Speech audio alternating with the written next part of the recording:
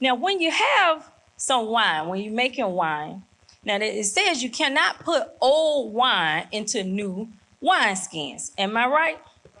So as an example, I have a plastic bag, a sandwich bag.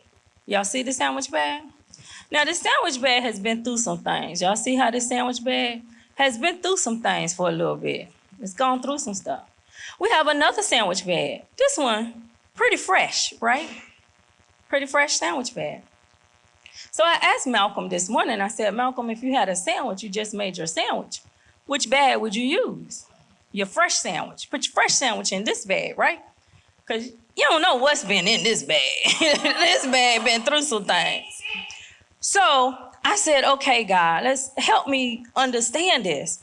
So I did a little more research. And what in biblical times, what they did with the wineskin was they took, usually it was the goat skin, and they manipulated the goat skin so that it would hold the wine.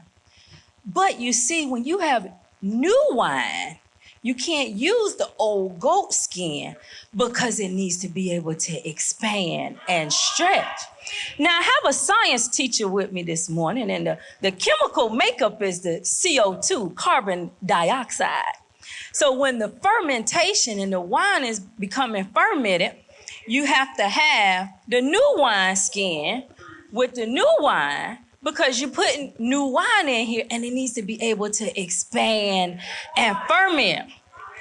Now, if you use the old wine in the new bag, or the new wine in the old bag, it's gonna spill. Either way, it's gonna spill, whatever way you do it. You know, you need the new wine in the new bag, and the old wine stays in the old bag, so it won't spill. Now, what we don't want, because wine was used in festivals and weddings and feasts, what we don't want is for some wine to spill. Good or old, we don't want it. We don't want the wine to spill. So we have to make sure that we put it in the correct bag. Now, with this new wine, freshly made wine contains sugar and yeast. And as the fermentation process occurs, that's what I said before, that it needs to be able to expand. Now, when you have used this, y'all have had leather jackets, right? Back in the day, we had leather and we had pleather. There was a difference between the two. Yes. And so when you had your leather jacket, when you bought it, it's stiff. It was tight. You had to work it in. You had to let it conform to your body. So this morning, now my first point is, Jesus wants us to know that this is our stretching season.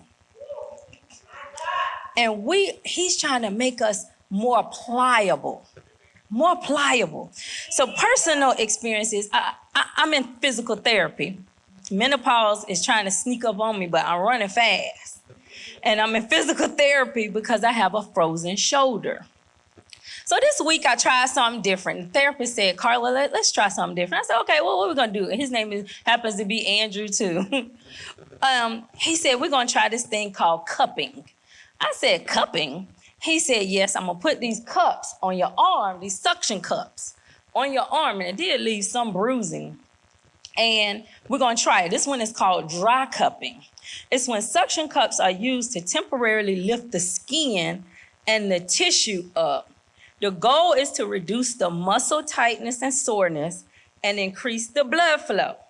So that's what I'm hoping to reduce, is the pain and sensitivity. And it's gonna help with mobility and making the tissue more soft and pliable and eventually not painful at all.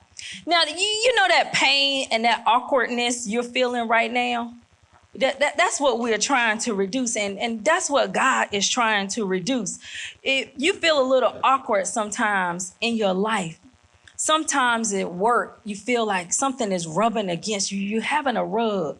That's what God is trying to do. He's trying to move you from this place to that place and take you from this wineskin to this wineskin, but you got to be able to expand in the transition.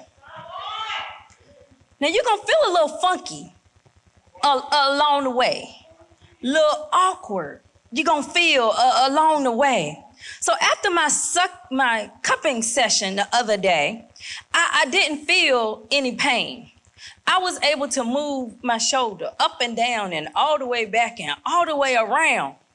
I felt so good that I played football yesterday with Malcolm at the Pigskins and Pearls session they had where the boys teach their mamas how to play football.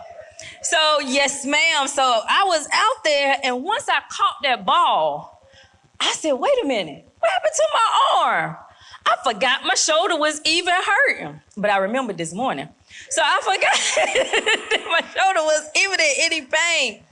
So that's what we got to do.